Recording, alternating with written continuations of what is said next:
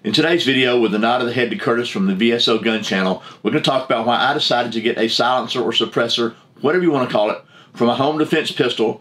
We're going to go to the range and test the one I got, the Rugged Obsidian 9, and along the way, there's likely to be a little bit of rambling about silencers or suppressors in general. You know me. But anyway, that's what's coming up next here on Survival on Purpose.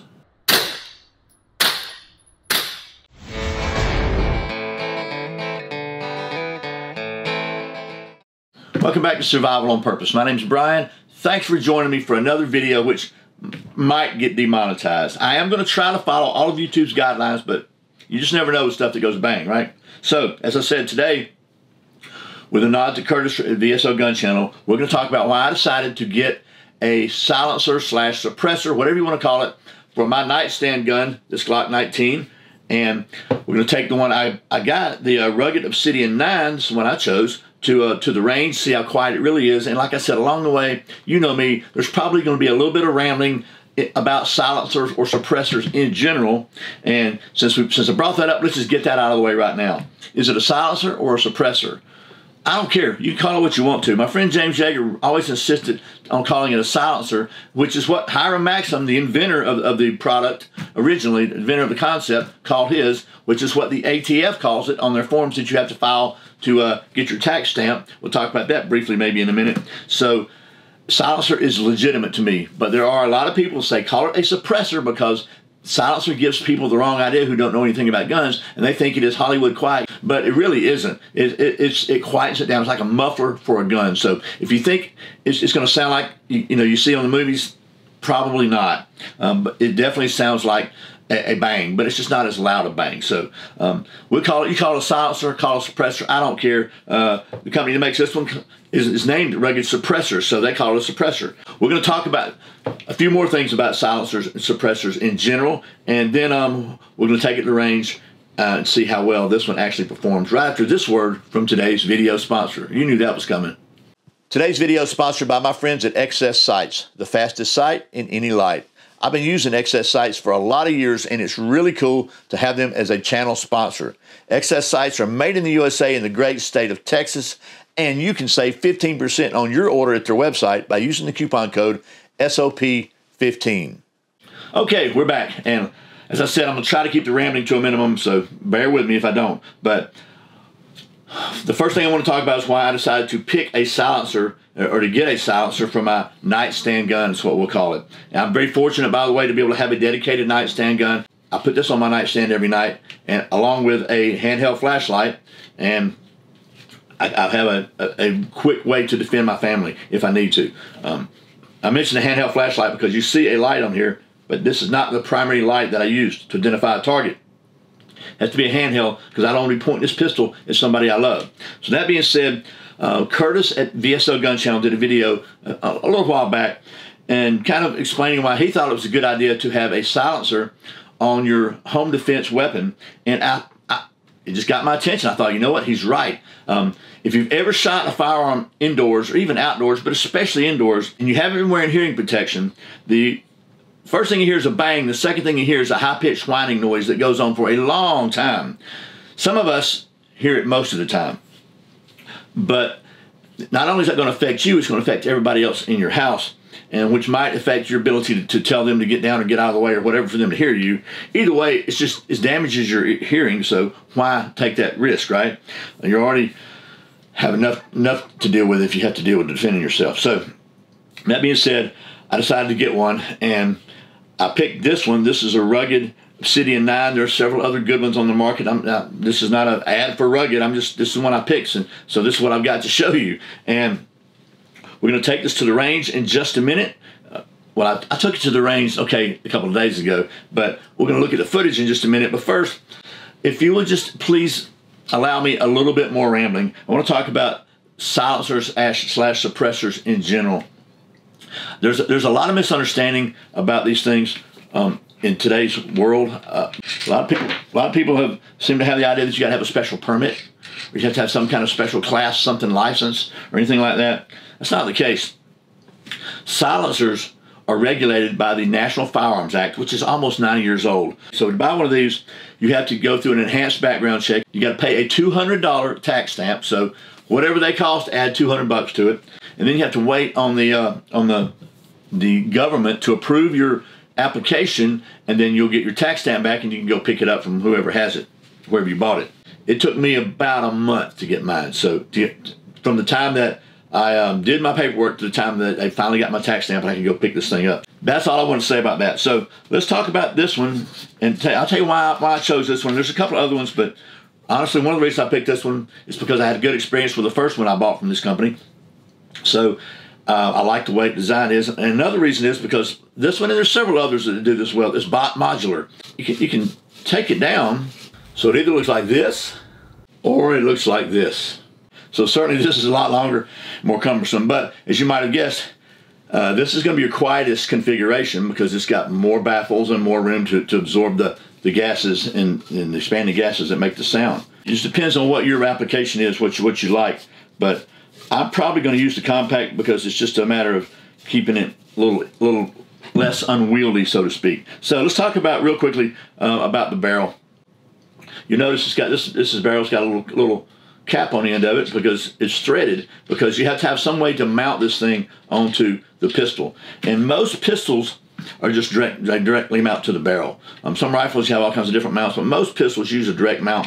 But also, if it's a Browning design, like where the barrel tilts up and moves, you see the barrel going up and down, tilts up a little bit, then it has what's called a piston in here, and that it's got a little spring in it, and it basically just helps absorb. I don't know if it absorbs recoil or if it enhances recoil, but it keeps it from causing a problem cycling. Curtis would know, okay, at VSO Gun Channel. He's got some really, really great high-quality scientific content. So that's it. There's probably a bunch of other stuff on here, but you can look this up online if you're interested in it. I'm not trying to sell you a silencer. I'm just trying to demonstrate why I got one, and then kind of give you a real world demo coming up next here on what it sounds like and at least the difference. And let me just start with a caveat that I recorded this on my iPhone with a little plug-in mic on it. And my experience is that most microphones on electronics these days, they have kind of like a sound gate that kind of clips off at a certain level anyway. So you're not really going to get the actual sound of the firearm. What I hope you can tell is just a difference in the level of what you can hear. And that's what we're going to try to do. So let's take you down to the range in just a minute. First, let me just show you what we use. So I had several different kinds of ammo. I had this Fiocchi Range Dynamics. It's subsonic. And one more thing, just to clear that up. When you fire a pistol or a rifle, when you fire a firearm, you have two things that you're going to hear. One is the explosion of the gases when the cartridge goes off and gunpowder inside explodes and the gases go out. You're going to hear that bang. And the other thing you hear very often is a supersonic crack, like a mini sonic boom. And that's when this projectile breaks the sound barrier, which is somewhere around 1,100 feet per second. If you're under 1,000 feet per second, then you're definitely subsonic is what they call it. So this is Fiocchi Range Dynamics 158 grain is 850 feet per second. We did some of those, and it's just a full metal jacket training, range ammo.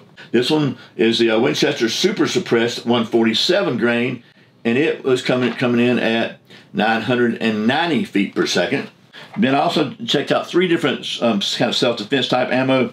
The Hornady Subsonic, this is a jacketed hollow point, and it is coming in at 975 feet per second. It's 147 grain. Checked out the Buffalo Bore. This is just what they had in the store I went to, and it's subsonic heavy. It's 147 grain, and this is coming in at 1,000 feet per second, so just under the speed of sound. And then finally, Defiant Munitions, which is my self-defense ammunition of choice. It's not cheap, but neither is a funeral. And this is 135 grain subsonic at 975 feet per second. So we tested all those, and that's kind of what we compared. And I tried to do a couple of I guess control shots with no suppressor silencer on here to kind of give you a difference. So let's take a look at that now.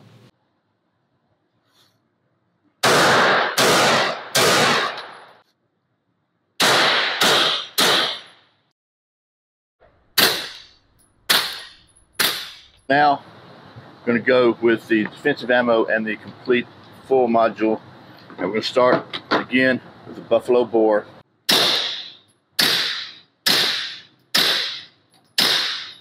Next, the Hornady Subsonic.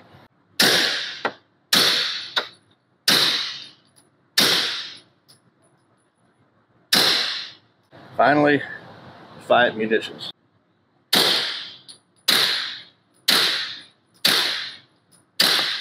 Okay, now we're going to go with some defensive ammo. Again, with the shorter version. We're going to start with the Buffalo Bore.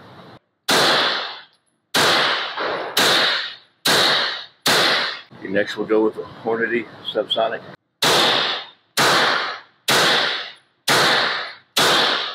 Finally, go to the Defiant Munitions. To me, the Defiant sounded quieter. What do you think?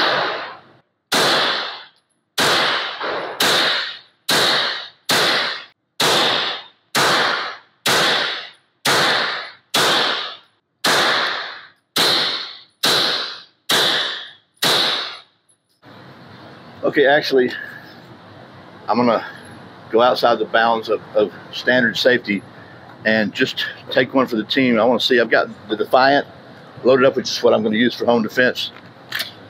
And for the short version, I'm going to go no ear pro and see what it sounds like. If the first one rings really bad, I'll stop.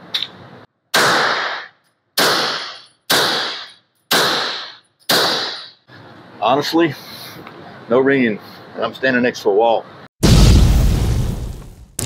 When Chuck Norris crosses the road, cars look both ways. Okay, so let's talk about my takeaways from this range time and see if you agree. And if you don't, let me know in the video comments below. So first of all, I think it's pretty apparent that obviously the longer configuration was quieter. How much quieter, you know, it's hard to say from the microphones and whatnot. And I was wearing hearing protection most of the time, so, but it's definitely quieter.